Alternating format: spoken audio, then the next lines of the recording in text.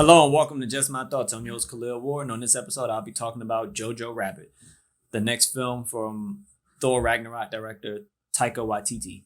And the movie stars Roman Griffin Davis. This is his first role as the title character, Jojo. It's about Jojo wanting to be a Nazi. He's only 10 years old. He wants to be a Nazi, but his mom is hiding a Jewish girl in their home, and he finds her. The movie is also starring Thomasin McKenzie. She plays Elsa, the Jewish girl. Scarlett Johansson plays Jojo's mom. Sam Rockwell is here.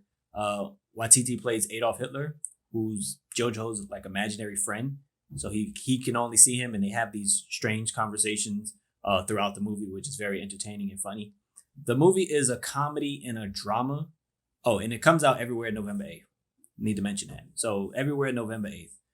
But I had a great time watching this movie. It's comedy and drama. So you're laughing, especially the dialogue between Jojo and Hitler, and just the way they portray like the Nazi camp, because Jojo goes to like this 3-day camp for being a Nazi, and it's a bunch of little kids, and they're trying to learn all the manners of being a Nazi so they can eventually join the war. And it has its funny moments, but then the drama really makes you appreciate the characters. And I thought it was a movie about like relationships and growth. Again, Jojo, he wants to be like his dad who joined the army and went to go fight. And he's very like into being a Nazi. He has Hitler posters hanging up in his wall. He's practicing, a whole bunch of different things. And he has he has 3 different relationships in the film that just really makes his mind move, makes him think about things. He has his relationship with his mom, Scarlett Johansson, and she allows him to be himself. She doesn't fuss at him when he's, saying, Hail Hitler and all this stuff. She talks to him like he's an older person, but she's always mentioning the fact that he's growing up so fast. He's still very young. He shouldn't be into politics. He should, be out having a good time. She's always mentioning having a good time, celebrating life, dancing and falling in love, stuff like that. She's always bringing that up to him. But sometimes Jojo, he talks and he curses around his mom and he says all this stuff, and she doesn't get angry at him. And I think that's a good relationship for him because it allows him to be himself. Like, again, like I said, to be himself, and he can talk to her about anything. And then he has a relationship with Elsa, the girl he finds in the house. And, as him wanting to be a Nazi, they tell him so many things about Jewish people, and, that they have horns and that they eat babies and they do all this weird stuff that's not true. So he's scared at first coming across her. And eventually they have this relationship where he's the younger brother and she's the big sister, and they have conversations and discussions about being a Nazi and about being a Jew.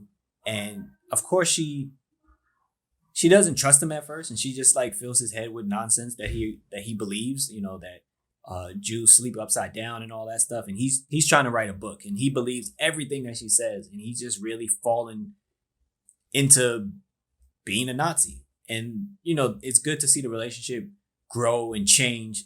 And it's not like how I thought the movie would be. But they do have a strong chemistry on screen, when they're talking to each other. And, she has him thinking about other things besides being a Nazi. And she really challenges him to the fact that he's 10 years old and he just likes to play dress up.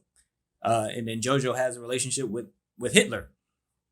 And yeah, it's in his mind, but the movie starts out with them having a conversation with each other. And as the story progresses, you see the conversations change, their relationship with each other change. The whole dynamic of having an imaginary friend changes. Not cameos, but Sam Rockwell, Rebel Wilson are also in the movie, and they're side characters, but they're also funny. The movie is really well done. Of course, there's a lot of things being made fun of in terms of being a Nazi and, Hitler, but it has a good story, and the drama part really brings you in to care about the characters. So I would recommend seeing it. Again, funny, but makes you care, makes you think. Makes you appreciate the performances that were on screen, and I really enjoyed it. It's another solid film for Waititi, who's going on to do another Thor movie. But this is his wheelhouse, something strange and different, funny. It just fits perfectly, and Jojo Rabbit is definitely a fun watch and a movie you should go see this year. But that's enough about what I thought about it. Let me know what you think about it if you do go out and see it. What's your favorite Taika Waititi movie? Thank you for listening. Deuces.